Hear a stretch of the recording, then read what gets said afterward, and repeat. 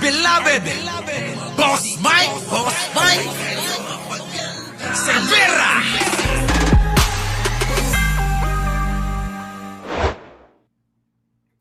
Ayan, Avanti News Online.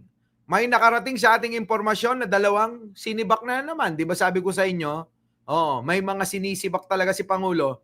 Dalawang opisyal ng Malacanang ang tinanggal dahil umano sa katiwalian at sa pag-aabuso sa kanilang posisyon. Ang dalawa ay nakalipat naman ng trabaho sa Kamara de Representantes. Anong meron dyan sa Kongreso? Yung mga tiwali, kinukup-kup nyo. Ano po, mga kababayan, anong meron? Hoy, Congress, bakit yung mga tiwali na tinatanggal ng Malacanang, ikinukup-kup nyo? Di ba dapat hindi nyo na yan tinatanggap eh. Pero bakit alam nyo ng tiwali, abay, kinukup-kup nyo pa. Ha? Kita nyo mga kababayan ko? Paano ito? Imbis na panagutin itong mga tinanggal sa Malacanang, abay, tila ba meron pang pampalubag? Pagtanggal sasabihin, bahala kayo dyan, tanggalin nyo kami, pupunta kami sa Congress. Doon, may trabaho naman kami. Di po ba mga kababayan? Nakaka-dismaya kapag kaganito. Biruin ninyo, tinanggal ng Malacanang. Dahil di umano'y tiwali at mapang-abuso sa kanilang posisyon. Ura-ura daw mga kababayan nakalipat agad sa Kamara Kita nyo mga kababayan. Tapos sasabihin ng Kamara, ganire. Yan. Ang thesis ko, neto naman si Puno, hindi congressman ang problema rito. Talagang I think it's the problem of the DPWH. Ano ka na ba naman? So wala kayo, malinis kayong lahat dyan. Malinis yung mga kongresista, ganon. Kayo ho ba'y naniniwala doon? Na malilinis lahat yung mga kongresista nyo? Nako naman mga kababayan ko. Ewan ko na lang. Bakit? Bakit? Eto na. Ang Pangulo talagang puspusan nga. Sabi rito mga kababayan, DPWH officials hindi maaring lumabas ng bansa kung personal reasons lang. Nako, ayan na.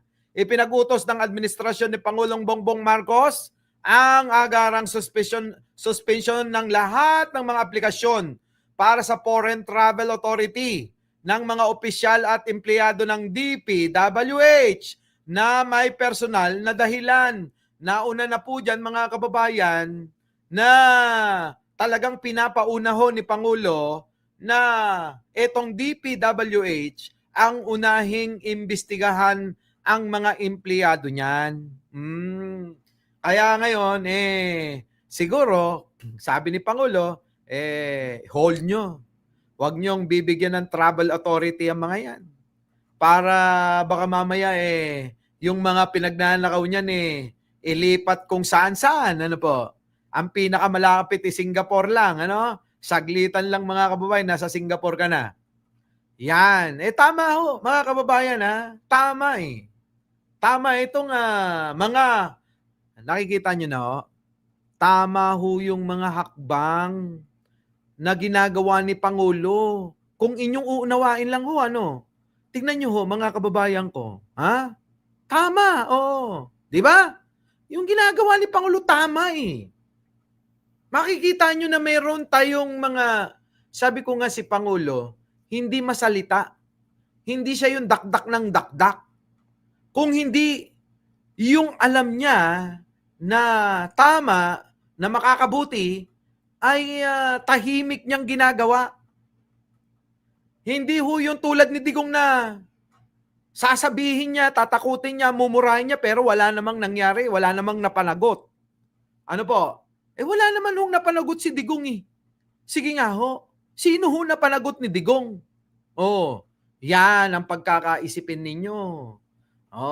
Yan din ang sinasabi ni Yussi Claire kagabi, Boss Mike, na di ba?